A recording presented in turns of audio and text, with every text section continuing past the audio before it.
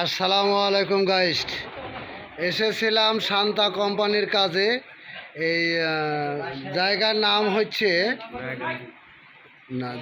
নাম হচ্ছে নয়াকান্দি বাজার। এখানে কাজ করলাম, কিন্তু মানিকগঞ্জ এই যে মানিকগঞ্জ। এই দিন জনগণ বসে আছে 7 দিন থেকে, না খাওয়া অবস্থা। এই দেখেন জনগণ, এই কোনো পদক্ষেপ নাই, কিচ্ছু নাই।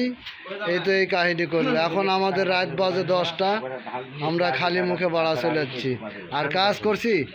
এই দেখেন, এই শান্তা কোম্পানির কাজ, এত সুন্দর কাজ করার পরেও আমাদের বেতনের কি সমস্যা দেখেন। এই কাজগুলা কি খুব সহজ মনে হয়?